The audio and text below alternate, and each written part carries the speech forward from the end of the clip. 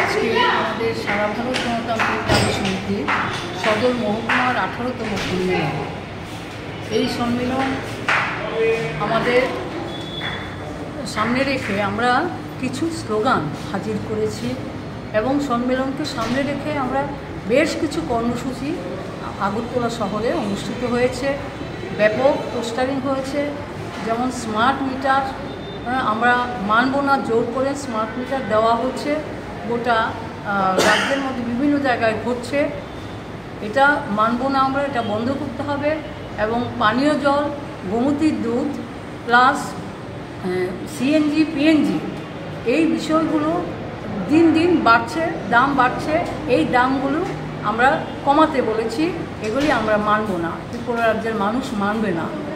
গোটা রাজ্যে আমরা দেখছি যে রাজ্য সরকারটা ফি ধার্য করছে, খালি টাকাই বাড়াচ্ছে, অথচ কাজ নেই, খাদ্য নেই মানুষের রেগার কাজ যেটা করতো সেটাও এখন নেই। এই অবস্থায় দাঁড়িয়ে আমরা রাজ্য সরকারকে বলবো যে তুমি যে ফি ধার্য করছো সেটা বন্ধ করো।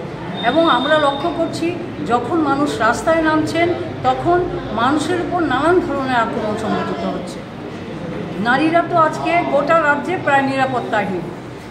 এবং এখানে আমরা বলবো যে অপরাধী, নারী নির্যাতনের বিরুদ্ধে অপরাধ করছে তাদের কোনো রাজনৈতিক রং যাতে না দেখা হয়। কিন্তু আমরা লক্ষ্য করছি যে যখন দেখা যাচ্ছে যে একটা অপরাধের সঙ্গে যুক্ত বিজেপি দলের কেউ কোনো কর্মী বা নেতা, তখন পুলিশ যেন পুলিশের একাংশ যেন একটা অবশ হয়ে যাচ্ছে, ওকে ধরছে না বা থানায় নিয়ে গিয়ে সঙ্গে সঙ্গে ছেড়ে দিচ্ছে। এতে করে অপরাধীরা সাহস পাচ্ছে। পাশাপাশি আমরা বলবো যে এই আন্দোলন কর্মসূচি যখন আমরা গোটা রাজ্যেই করছি, আপনারা দেখছেন যে গোটা রাজ্যের মধ্যে মানুষ পতাকা ছেড়ে, সাধারণ অংশের মানুষ প্রতিদিন রাস্তায়, শিক্ষার্থীরা রাস্তায় নামছে, জলের জন্য মানুষ রাস্তায় নামছে, বিদ্যুতের জন্য রাস্তায় নামছে। গোটা রাজ্যে একটা আন্দোলন কর্মসূচি চলছে। এটাকে আজকে কৌশল নিচ্ছে এই ধরনের আন্দোলন যাতে না করতে পারে, তার জন্য সাম্প্রদায়িক হানাহানি করার চেষ্টা করছে, সাম্প্রদায়িক বিভাজনের চেষ্টা করছে। আমরা বলবো সাম্প্রদায়িক হানাহানি বন্ধ করো, এটাও হচ্ছে আমাদের একটা স্লোগান।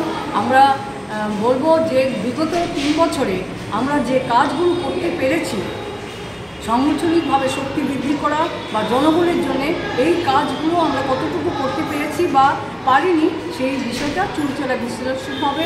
এবং আগামী দিনে মানুষের জন্য আন্দোলনকে আরও বেশি কতদূর এগিয়ে নিয়ে যাওয়া যায় সেই বিষয়টা আমরা চুলচেরা বিশ্লেষণ করে আন্দোলন কর্মসূচি আগামী দিনে আমরা নেব।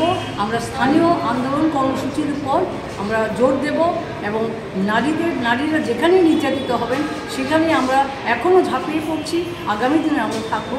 এবং আমরা এই অবস্থায় জনগণের কাছে বিনীতভাবে আবেদন রাখবো, আমাদের যে আন্দোলন কর্মসূচি, এই কর্মসূচিকে যাতে মানুষ সমর্থন করেন এবং রাজ্যের যে বর্তমান অবস্থা, সেই অবস্থার বিরুদ্ধে গোটা রাজ্যের মানুষ যদি রাস্তায় না নামে, তাহলে এই রাজ্যে আগামী দিনে আরও ভবিষ্যৎ অন্ধকারের দিকে তলিয়ে যাবে।